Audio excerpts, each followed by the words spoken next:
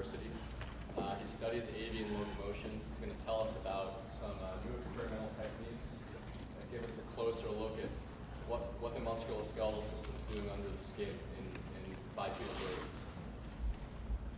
Thanks for coming, and I wish I had seen how to give a 5-minute talk before trying it. Tom and Robert and I are interested in how birds move, both from a mechanical perspective but also a historical one, how that evolved. And we have evidence of bipeds walking around like these guys 200 million years ago, so this striding way of walking is a dinosaur thing, and humans are kind of new to it. Many people study this two-dimensionally, and it makes sense. They're upright, they're not lizard-like, and you can compress them with a lateral perspective and get a lot of information about how the joints and the limbs are moving. Obviously, 3D is the way to go. Some neat studies on ostriches using motion capture are putting on these external markers and trying to get at both how they turn, how they produce in various moments. But for someone like me who's an anatomist, a paleontologist, interested in the details of how the hip might be working or the knee might be working, these external markers don't always do exactly what we want. Because there's a lot of muscle on the thigh in particular, mobile skin, they might not have the resolution we need to really say exactly how that femur segment might be moving. So many of us included, have used X-ray. This is some work from a group in Paris looking at quail, and they're attaching little metal beads here above the joints on the skin, coming up with a stick model, and then they tried to actually create a robot kinematic model to see how a few degrees of freedom they could run an avian biped model compared to a human biped model. And what they came up with was 2 rotations of the hip, one at the knee, sorry for the drop box, and one at the ankle. So a hinge-like knee, a hinge-like ankle, and a slightly more complex hip. Now, what none of these people have been able to do, us included, was get at this long axis rotation, this last dimension, which is really, really difficult to get externally and actually internally. What we'd like to be able to do is put on your X-ray vision and see not just a point representing a line segment for each of these segments, but actually the morphology. So we want to be able to take that pelvis, pop it into 6 degree of freedom kinematics with enough accuracy so that when we take the femur, the thigh segment, and put that in there moving as well, we can come up with a 6 degree of freedom motion about what the hip joint is doing. Same with the tibiotarsus or the shank. What's the knee doing? Same with this elongate tarsometatarsис, their sole bones, which are held off the ground. What's the ankle doing? And so the way I'm creating this is not just sort of Hollywood animation wizardry. We're actually trying to get at this quantitatively, and the method we're using is XROM. And you'll be hearing about this on Friday if you come to that tutorial. X-ray reconstruction of moving morphology is just exactly what it says. We're trying to use X-rays to move morphology in an accurate way. It's based on 2 X-ray systems, represented here by a yellow beam and a blue beam, crossing in a volume, capturing that skeleton on 2 different high-speed videos, and then reconstructing back to 3D. For guinea fowl, it's nice. We can actually surgically implant 3 or 4 metal markers into each segment, follow those in 3D space, and then use those rigid body kinematics of those marker clusters to animate bone models that we're creating excuse me, from CT scans of that specific individual. And so then using those 4 different moving bones, we can then come up with animations that aren't really simulations. They're really just where those bones were in space 250 times a second. So here we're seeing a guinea fowl from behind. Its pelvis and its limb are moving along, and it is incredibly planar. It's very, very upright. But there's a lot of subtlety there that you don't get if you're looking at it from the side.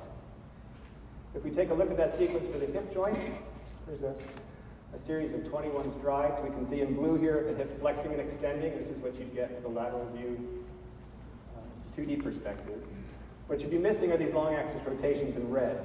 And so here's the hip as the femur is spinning internally and externally, maybe 10 degrees, maybe 20 degrees, sometimes 30 degrees with each stride. And there are strides here where it's actually spinning more about its long axis than it's moving front to back. And so it's not some insignificant thing. I don't have time to show you knee, but it was very similar. Lots of flexion extension, 20 to 30 degrees of long axis rotation. And they tend to counter-rotate. So if the femur is rotating internally, the tibia is rotating externally, and vice versa. The ankle turns out to be very hinge-like. So that really is kind of a 1D joint. If they're doing this steadily, you can imagine that once they start turning, all hell breaks loose. And so watch this guy spin on this foot, yaw that body around the planted leg, and cross over. And it's able to do that by externally rotating both of those femora and essentially then crossing its legs beneath it. And if it internally rotates them, it can take it back to parallel or even split the legs. And as you see this animal switching side to side, shifting around, it's also spinning about the tibia to give it this whole series of combinations that we've never been able to really tackle before. I don't have time to go through the full video or show you the graph, but I can tell you throughout the sequence that knee is spinning through 67 degrees of long axis rotation, something we had no idea in a joint that we had treated like a hinge previously. That's Robert with the glove giving this guy a jolt. So simple, switching over, changing your stance leg, side to side, spinning, and all that can happen while they're walking as well, presumably running as well. So let me cut it out there before somebody gongs me. This is just a view of one of those maneuvers where we fix the camera to the femur. You can just see that tibia tarsus spinning. It just looks painful for someone who's had knee reconstruction. But it's just a normal part of what this joint does. And I think it's critical to how these guys work. And I'd love questions and feedback. Thanks.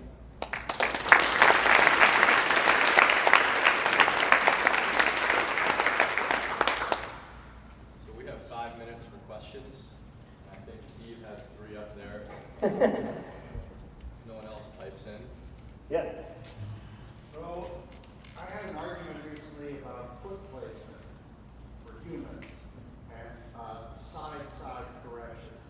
And the question was, are side-side corrections done by hip adduction, or by this spinning thing on the stance leg? Right. My sense would be the difference we're seeing, obviously there are differences in the hips. So mammalian hips are ball and socket and do have that ability to abduct and adduct. Bird hips actually have a bony structure there that's preventing them from abducting. So their knees are kind of stuck. They can't go inwards because of the body, and they can't really go outwards because the trochanter is bumping up against something called the antitrochanter. And the reason the spinning works is because their legs are bent. So if you can imagine if they did it with a straight leg, they're kind of reorienting their foot, but they're not getting much transverse motion. It's because they're in this V configuration that they can do that. So I'm not sure how much humans would do that with an extended leg. My sense is that would be better done with abduction, but I don't honestly know. So, I guess one of the determinants would be how much does the torso move correlated with foot placement? Yes, and that's one of the things. Do I have time to sneak another slide in? Sure. It turns out that these guys, sorry, it's not the slide we want.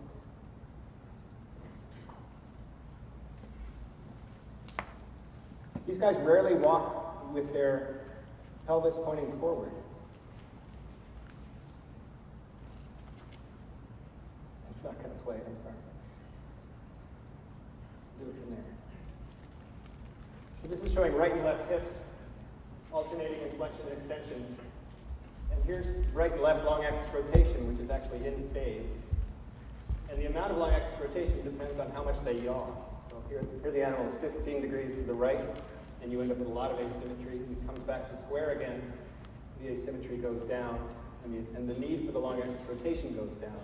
And so what externally just looks like steady turns out to be not at all steady, because just these tiny little yaws are affecting how much long axis rotation they need in order to create these diagonal limb paths relative to the pelvis. And so it's a little scary now. We think it's running steadily, but until we actually get in there and measure the pelvis, they're almost always doing some sort of a crossing thing, which I don't know if humans do that as well. I do go down the stairs because I have big feet. But it's a very, very common thing for our birds. It's hard to get them to run straight. Back center. Yeah. 10 to 15 degrees in yaw seems pretty excessive. Do you know what the reason for that is? Is it something to do with stability or steering? No, I think it's just the bird looking out the side of the treadmill. Oh, okay. So in this case, Robert's in the back of the treadmill, literally hand cranking the treadmill in this case, but also trying to motivate the animal. And it's just like, where's Robert? Where's Robert? Okay. And so I think it's just the bird moving side to side, and we get them moving to different sides. It tends to one side, I think, because we had the other side Because there's blocked. something interesting over there. Okay. But then again, the neck is disconnected, so we can look one way and yaw the other way. So I wouldn't make any stability argument. Yeah. So the humans actually have up to 30 degrees range of motion in internal external rotation when they walk, but I guess that's all just motion of the bone itself, the femur and the tibia. Is that right? I don't know the human data as well. I know it's dependent on the degree of flexion, right? Yeah. And having had ACL reconstructions, I'm prone to that. So whether we make use of that, a lot of it comes down to how well you can measure. Yeah. We get this crosstalk problem that having the actual skeletons there to set your coordinate system on is really nice. Kisa? So, do you think it's important to actually We haven't done uneven yet. I would say I don't see how it couldn't be. We haven't looked at the higher speed running where they're just maybe going to straighten out their yaw and minimize those long axis rotations and act maybe as planar as they ever would. But it seems to be, in terms of allowing you to move your feet and expand your space transversely, as well as how that foot is oriented, so they can counter-rotate if they want to accentuate it, but they could also cancel it out and end up in the same place at a different orientation with their toes. So rough terrain would seem like a good place to do that. We have time for one more. Is there someone? You do it great. Go ahead, Ben. Do you have an idea for how well you can estimate long axis rotation just by looking at frontal plane position of the tibiotarsus joint?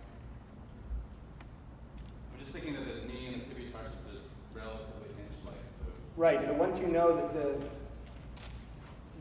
the ankle is hinge-like, you could try to then work your way back up. A group that did that robotic simulation, they kind of assumed that it was all taken up at the hip, but I don't think they had some of the extreme motions we had. So it partly depends on how you define that flexion axis. We're doing it anatomically, fitting a cylinder to the condyle, and therefore you can't sort of get rid of it any other way. I think, yes, if you did believe you had a solid hinge there, you could try to figure out the 3D motions of the foot. But then you don't really understand what's happening at the hip, so unless I misunderstand your question. It's all dependent on how you flex and extend things too. All right, well, Steve's around all week, so you can catch him in the coffee break if you want to talk more. Let's thank him again.